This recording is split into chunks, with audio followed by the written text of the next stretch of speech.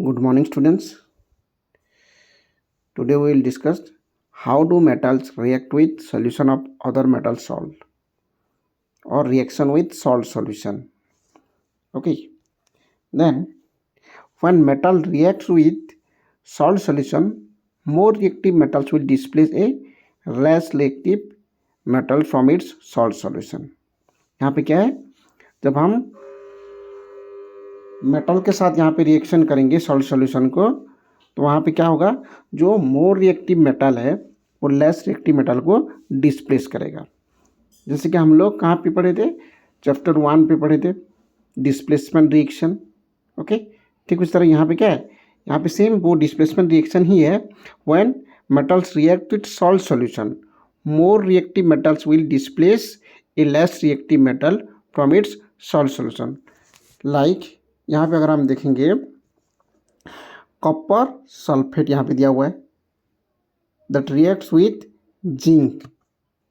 Okay, तो यहाँ पे मेटल कौन सा है, आपका मेटल है जिंक, और यहाँ पे सॉल्ट सॉल्यूशन कौन सा है, कॉपर सल्फेट। तो यहाँ पे देखिए, अगर हम रिएक्टिविटी सीरीज में देखेंगे तो जिंक रिएक्टिविटी सीरीज में क्या है, ऊपर है। जिंक रिएक्टिविटी सीरीज में क्या है, ऊपर है as compare to copper.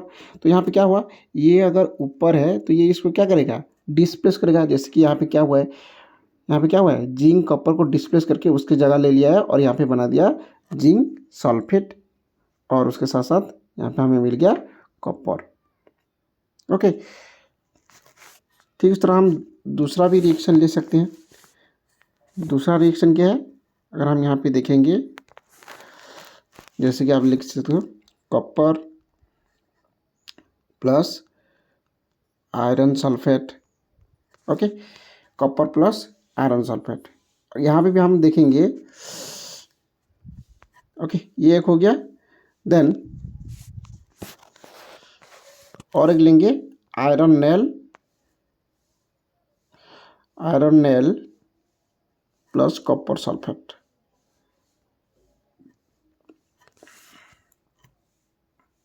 Okay, इन दोनों रिएक्शन में अगर देखते हैं तो यहाँ पे देखिए कॉपर और आयरन सल्फेट है।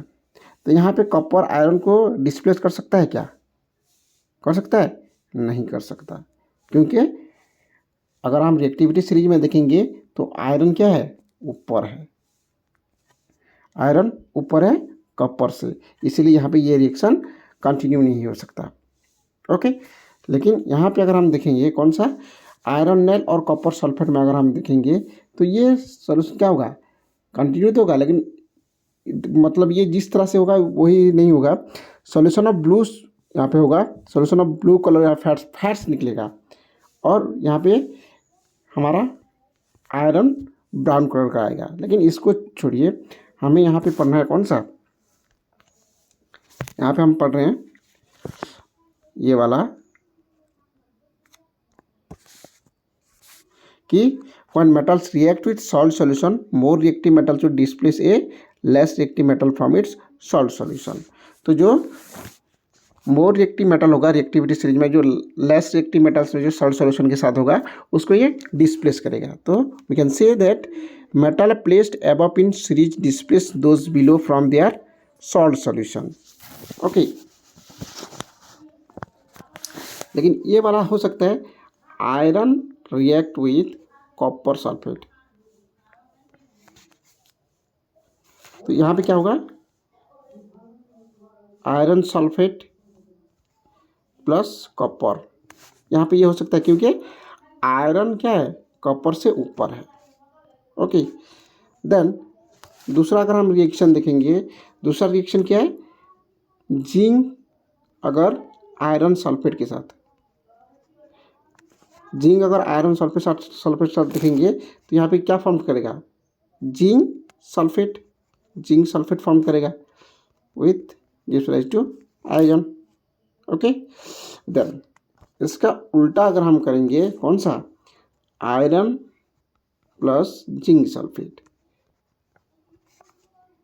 आयरन प्लस जिंक सल्फेट, तो यहाँ पे ये रिएक्शन कंटिन्यू नहीं होगा, क्योंकि zinc is more reactive than iron. यहाँ पे क्या है, zinc is more reactive than more reactive than iron, इसीलिए ये रिएक्शन क्या होगा, यहाँ पे डिस्प्लेस नहीं कर सकता। ओके, देन नॉन मेटल्स में अगर हम देखेंगे, when non-metals react with salt solution, when non-metals react with salt solution, more reactive non-metal will displace less reactive non-metal from its salt solution। जैसे कि अगर हम देखेंगे यहाँ पे दिया हुआ है, ओके, एक नॉन मेटल है क्लोरीन और यहाँ पे एक सॉल्ट सॉल्यूशन दिया हुआ है सोडियम ब्रोमाइड। ओके, तो यहाँ पे देखिए क्या हुआ है, सोडियम क्लोराइड एंड ब्रोमीन आया हुआ है। ओके, नेक्स्ट स्टेज पे आते हैं मेटालॉर्जी। ओके, मेटालॉर्जी पे आते हैं। मेटालॉर्जी क्या है, metal extract from some minerals. जो हम लोग मेटल्स, जितने सारे मेटल्स हम देख रहे हैं ना, तो ये क्या है, मिनरल से एक्सट्रैक्ट किया जाता है, तो उसको हम क्या बोलते हैं, मेटालॉर्जी कहते हैं। Okay, metallurgy means metal extract from some minerals. Okay, तो पहले यहाँ पे देखिए, the compound which contain metal with some impurities, sandstones, rocks, these are. और वो प्रोसेस क्या है, minerals from which metals can be extracted, minerals from which metals can be extracted. Okay, उसको हम क्या बोल रहे हैं, मिनरल्स कह रहे हैं, उसी मिनरल से हम लोग मेटल को एक्सट्रैक्ट कर रहे हैं। तो इसके लिए क्या होता है, डिफरेंट स्टेप्स होते हैं, जैसे कि there are 5 steps to extract metals from the minerals. Like your first one is your, अगर फास्ट देखेंगे तो एक होता है क्रॉसिंग, क्रॉसिंग। सेकंड होगा आपका concentration of ore, concentration of ore. Third होगा आपका conversion of ore, conversion of ore. Fourth होगा reduction of metal oxide, reduction of metal oxide, reduction of metal oxide. Then fifth अगर हम देखेंगे, refining and purification, refining and purification, purification, refining and purification. Okay, तो one by one अगर हम देखेंगे जब, okay, देखिए यहाँ पे मिनरल्स और ओर्स का दिया हुआ है। एलिमेंट्स और compounds occurring in naturally in the earth crust. Minerals कहाँ पे होता है, एलिमेंट्स और compounds occurring in naturally in the earth crust. Ores क्या है, minerals that contain very high percentage of a particular metal and these metals can be extracted economically on a large scale। जैसे कि आपका mineral कौन सा है, bauxite, bauxite से हमें कौन सा मेटल मिलता है, एल्यूमिनियम। हेमाटाइट, जिससे हमें क्या मिलता है, आयरन मिलता है। ओके, देन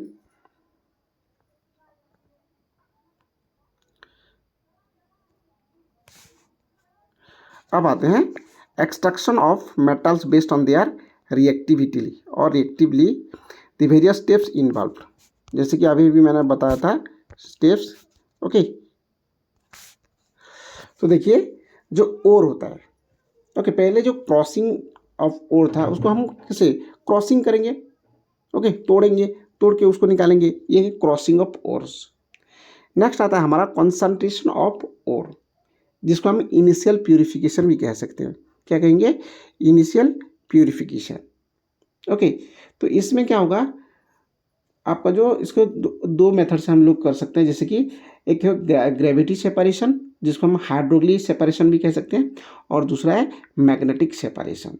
ओके, तो इससे क्या होगा, पहला वाला जो है, जो कंसंट्रेशन ऑफ ओर है, ग्रेविटी सेपरेशन से, ओके, तो जो ओर और इम्प्योरिटी होगा, दोनों का जो डेंसिटी होगा अलग अलग होगा। तो इससे जब हम इसको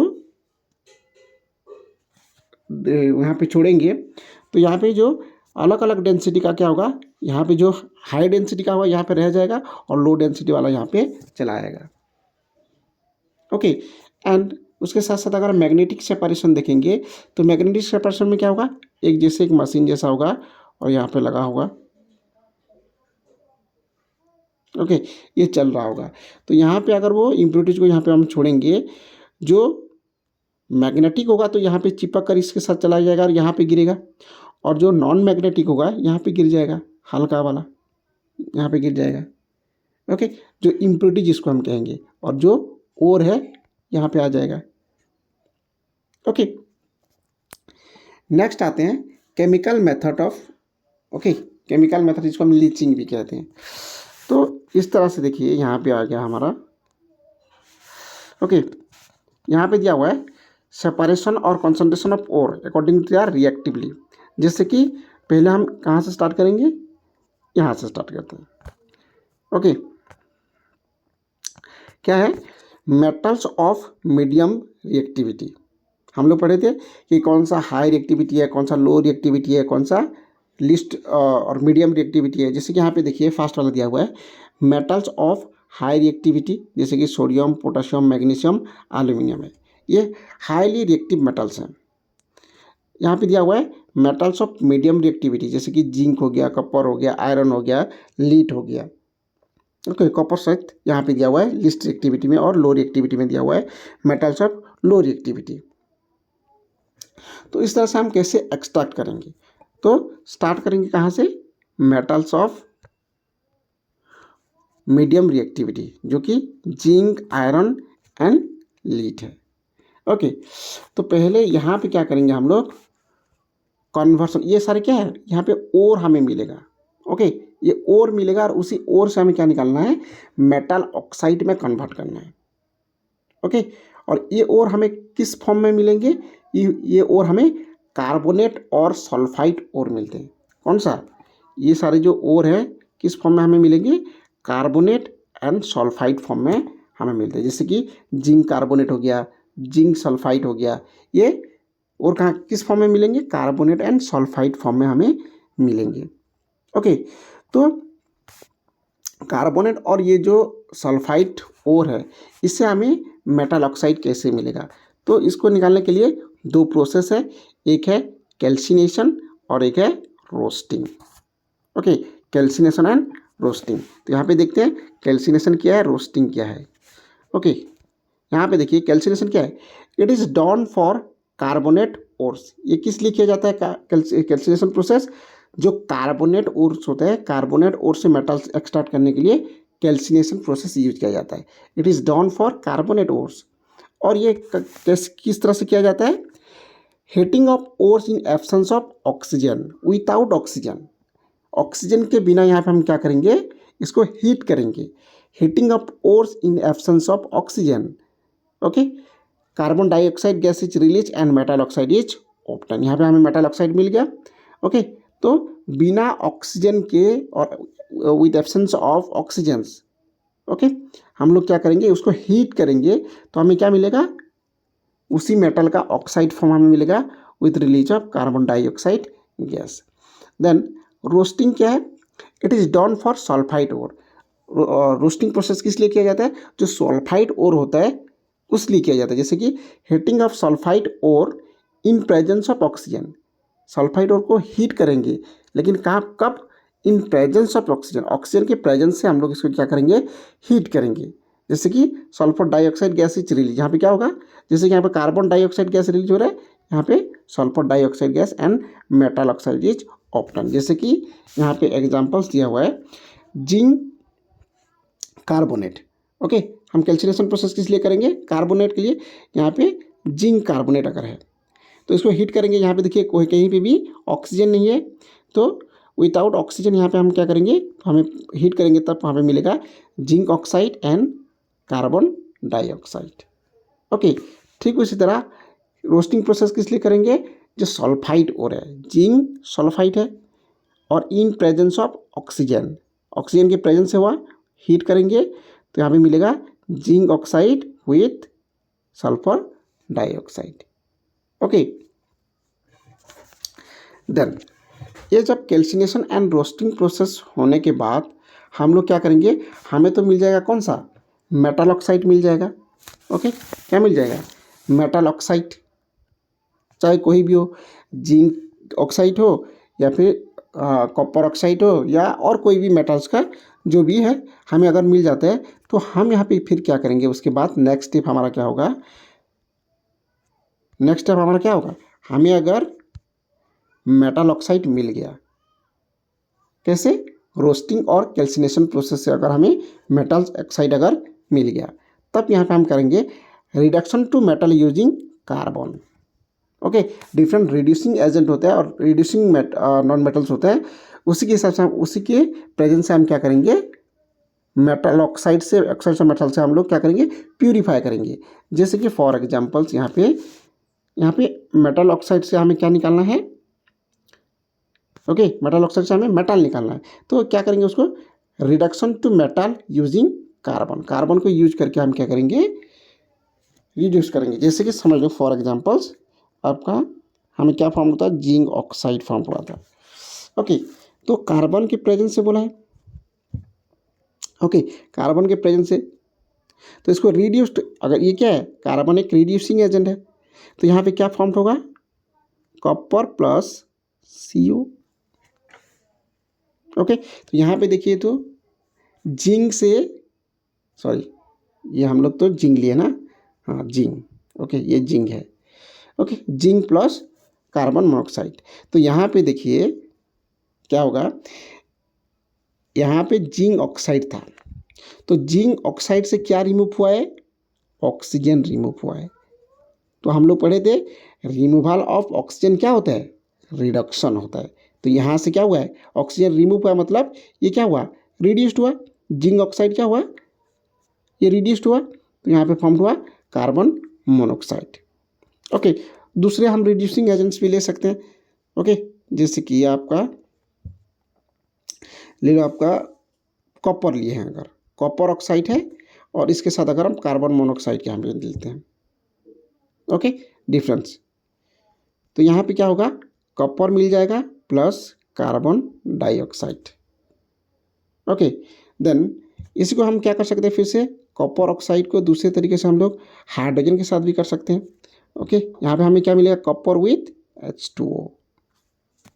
ओके, तो ये सारे क्या है, ये जो carbon, carbon monoxide, hydrogen, these are reducing agent. सभी से देखिए यहाँ पे क्या हो रहा है, ऑक्सीजन लॉस हो रहा है और रिमूव हो रहा है, तो ये सारे क्या है, रिड्यूसिंग एजेंट है।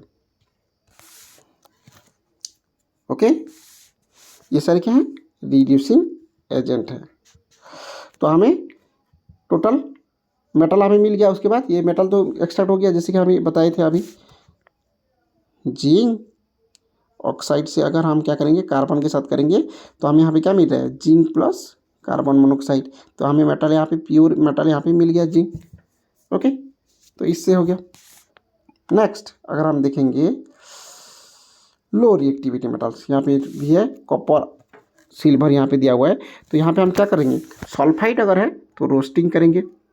ओके, और उसके बाद वही मेटल ऑक्साइड आ जाएगा, मेटल ऑक्साइड को हम क्या करेंगे, रिडक्शन बाय कार्बन, उसके बाद हमें मेटल इम्प्योरिटीज मिलेगा और उसको फिर से रिफाइन करेंगे तो हमें प्योर मेटल मिल जाएगा। ओके, देन आप आते हैं इधर, कौन सा, metals of high reactivity, metals of high reactivity, इनको क्या हम लोग रिड्यूसिंग एजेंट यूज करके मेटल एक्सट्रैक्ट कर सकते हैं क्या, कर सकते हैं, नहीं कर सकते। क्यों नहीं कर सकते, क्योंकि this are very reactive element. हम लोग पढ़े हैं सोडियम, पोटेशियम, मैग्नीशियम, एल्यूमिनियम, ये क्या है, ये सारे बहुत ही रिएक्टिव एलिमेंट्स हैं। Okay, and they can not be reduce with carbon, carbon monoxide, hydrogen and ammonia. ये सारे जो रिड्यूसिंग एजेंट होता है, रिड्यूसिंग एजेंट के थ्रू यहाँ पे ये रिड्यूस नहीं हो सकती। तो इसको किस तरह से हम रिड्यूस करेंगे, this can be reduced by electrolysis. Okay, this can be reduced by electrolysis process. Electrolysis process हम इसको क्या करेंगे, रिड्यूस करेंगे, जिसके साथ फिर रिफाइन करने के बाद हमें क्या मिलेगा, प्योर मेटल मिलेगा। इधर क्लियर, ओके।